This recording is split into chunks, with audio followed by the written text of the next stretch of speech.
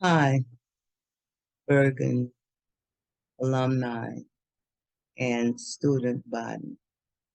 My name is Dr. Reva Kay Williams. I am a theoretical relativistic astrophysicist. I am the nation's first Black female astrophysicist, as opposed to an astronomer.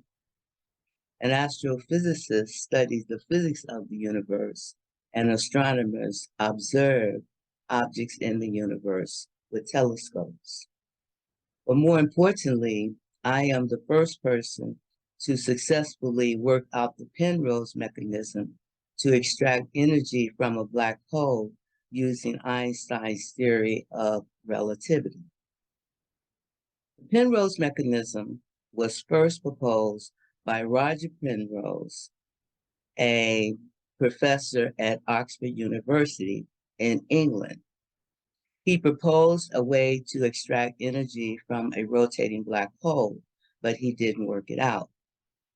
So for about 2 decades, scientists over the world attempted to work out the Penrose mechanism with little success, however, making some progress.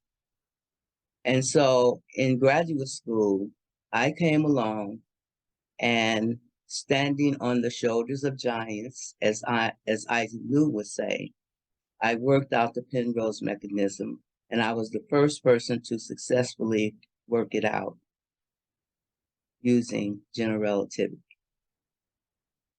Now, let me share my screen and show you where and explain the Penrose process a little more in a little more detail.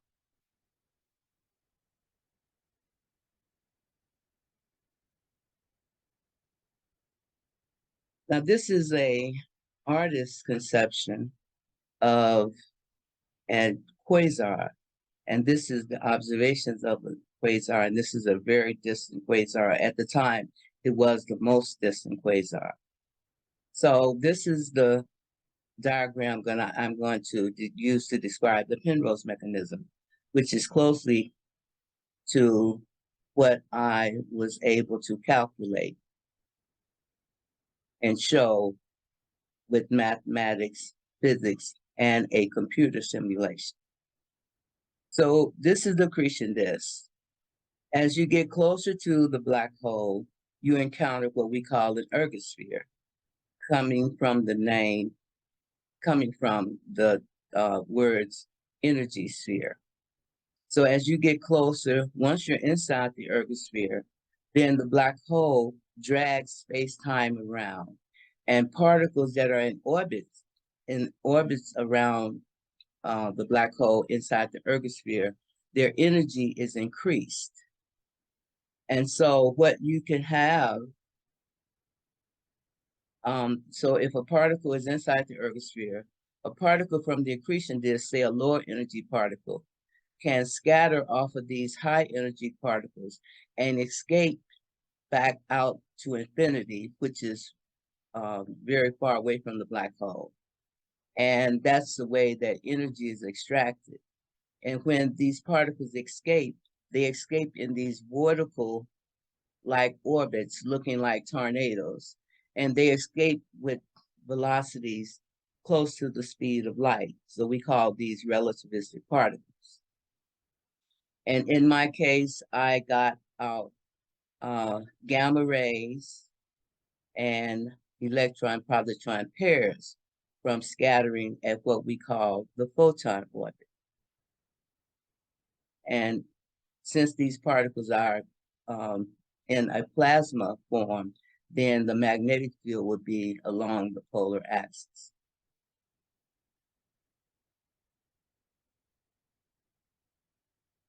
Now, this is another diagram drawn by an artist. So this is the black hole here at the center. And then this is space-time being dragged around.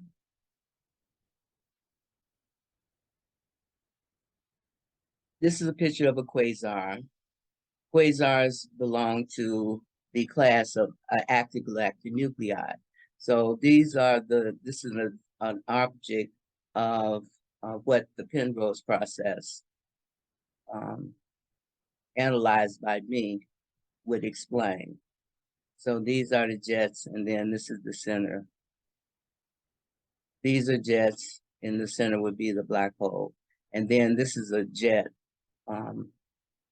appearing to be one-sided from a active galactic nuclei.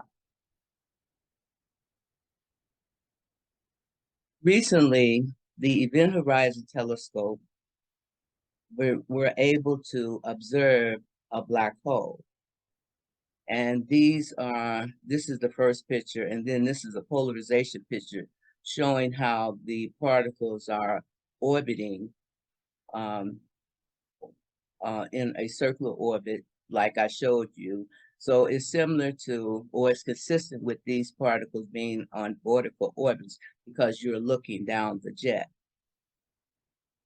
Now, the magnetic field that they observed or inferred or measured was from 1 to 30 Gauss. So this basically rules out the Blanford-Nod type model, because in order to create the particles for the Blanford-Nod type model, which I will talk about briefly later, you would have to have a magnetic field of the order of 10,000 Gauss.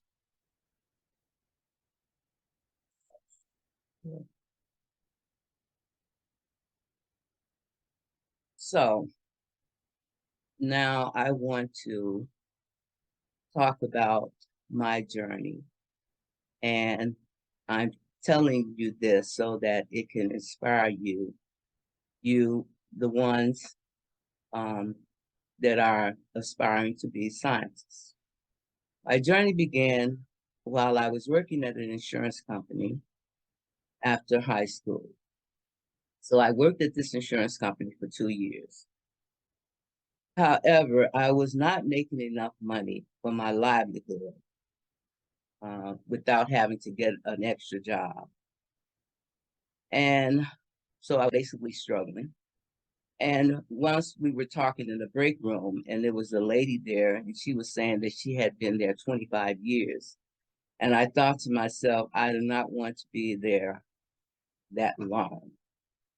So I got a calling from God to return to school. That was in February. That following fall semester, I enrolled in Malcolm X Junior College. I knew that I wanted to be a scientist, but I didn't know what field I wanted to pursue my career in. So I majored in math because I love math, and I knew that math was the underlining of any physical scientific field I wanted to pursue. So while pursuing the field that I wanted to study, I read books on how to become a scientist. And when I came in this book, it gave examples of the different scientific fields. So when I came to cosmology, the study of the physics of the universe as a whole, and I wanted to study the physics of the universe, I knew that that was my calling. I believed that God created the universe, and I wanted to find out how he did it scientifically so that I could tell people. So that began my journey to wanting to be an astrophysicist and to pursue my PhD in astrophysics. So while at Malcolm X College, when I started studying, taking physics and studying the different physics laws, physical laws, I fell in love with Einstein and Isaac Newton's laws and theories of gravity and motion. I basically related them to light. And so I wanted to find out more about them. So I fell in love with their physics. So after I graduated from Malcolm X Junior College, I was awarded a fellowship at Northwestern University to study astronomy and physics. So when I got there, the first thing I wanted to do was to study about Einstein and Isaac Newton's lives. So I had the opportunity to do a research paper on Isaac Newton, and then I did a book report um, from the book Einstein, Dr. Einstein and the Universe. So while studying about Einstein and writing my paper and reading this book, I found out that Einstein, when he passed away, the last thing he was doing, he was trying to link the four forces of nature. That is the strong force inside the nucleus, the electromagnetic force outside the nucleus that binds the electron and the nucleus or the protons. The next force, the third one, is the weak force, which governs radioactivity decay. And then finally, gravity, which kind of stands alone. So by my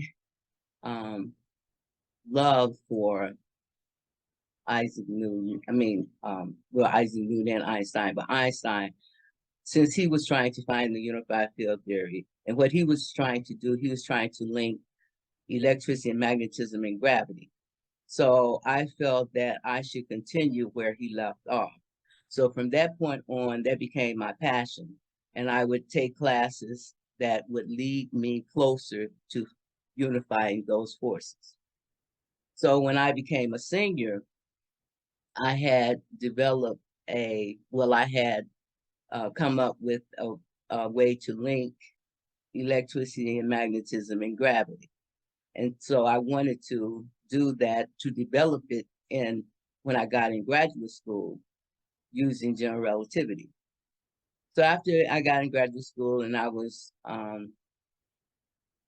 preparing to do my dissertation, I brought in my theory to my advisor, and I told him I was trying to link electricity and magnetism and gravity, and he immediately said that there was no connection. So, and then he told me that if I tried to do that for my dissertation, that I would never get my degree because it would be too controversial. So I always wanted to do something that was big in astronomy that would contribute to science. And also, when I was at Malcolm X Junior College, I seemed like things were going so well for me. And I decided that based on my belief in God, my faith in God, my belief in myself, and my determination, and my hard working, I felt that I would achieve my dreams and goals of getting my PhD in astrophysics. So I decided that once I get my degree, I was going to write a book and tell other people how to fulfill their dreams and goals. Because along the way, I noticed that people had goals, but a lot of times they didn't fulfill them because of things that occurred in their lives and got them off track. So I wanted to write a book, but first I had to fulfill my dreams and goals. And at the time, it was to get my PhD in astrophysics. And then I asked God to let me do big things in astronomy so that people would listen to me in the book that I was going to write about him and how to achieve your dreams and goals. So anyway, so I was saying that if I did big things in astronomy, things that other people couldn't do, they would say, well, she was right about these other things that we couldn't explain. So chances are she's right about this. So that was my part of my journey and my compassion. And I felt that I would achieve my dreams and goals if I never gave up. So that was my message to other people, that just like work, have, uh, decide on what you want to do in life and then work hard at it, believe in yourself, believe in God, and be persistent and never give up. So now I'm in graduate school, and so I couldn't write about my theory. So I had thought about quasars being supermassive stars. And then I found that William Fowler, who was a Nobel Prize laureate, that he had worked on supermassive stars. So I duplicated his model on the computer. And when I gave to the part where I would have to generate the jets, it was very confusing. So my advisor told me to write him and also asked him why he had stopped working on supermassive stars. So he wrote me back and I framed the letter. Um, and he said that they didn't live long enough. They could be the progenitors of black holes, but they didn't live long enough to explain quasars. Uh, that is, thus they would be the progenitors of quasars, and that black holes did live long enough. So I knew that that was my only alternative. So I started working on black holes and trying to explain the energy source of quasars and other active nuclei. So the first model I attempted to duplicate was the Blanchard type model. And I worked on that for a while until finally I got to the part where in the physics where I was going to generate the particles in the field, in the magnetic field. And so my advisor and I concluded that you could not generate those particles with the magnetic field of about 10,000 Gauss. And that was the limited magnetic field, the limit of the magnetic field for the accretion disk theory. And in order to generate those particles, the electron-positron pairs, you would have to have a field comparable to a neutron star. So that model didn't work. So my only alternative was the Penrose mechanism. So I started working on the Penrose mechanism. And in the process, I had to solve some equations, trajectories, general relativistic equations for the trajectories of particles that were escaping above and below the equatorial plane. Because our physics at the time were limited to particles that were confined to the equatorial plane. So if I was going to explain the jets, I had to have trajectories for particles that are escaping above and below the equatorial plane. So I solved these equations. Bergen et al. Had solved the equations for particles that are confined to the equatorial plane. And so I just followed their derivation and did it for particles that were escaping above and below the equatorial plane.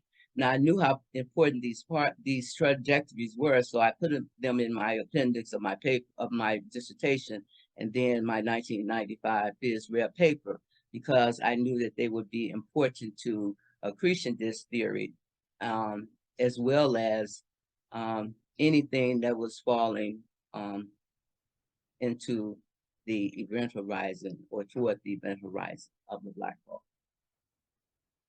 So I was successful in extracting energy from the black hole, and I became the first person to successfully work out this mechanism. So that was graduate school. So I was very excited about that. And when I started applying for my postdoctoral positions, that's when I ran across competitors that didn't want me to get credit for my work. And that was because I was a Black female scientist, and I guess they figured, well, she shouldn't be doing this, so we'll just make it so that the public will never know about her. And they started using my work. And the importance of my work was that before I worked out the Penrose mechanism, the accretion disk people, they were making some progress, but they can only come so close to the black hole, because if they came any closer, they would have to use general relativity. And at the time, they didn't know how to use general relativity.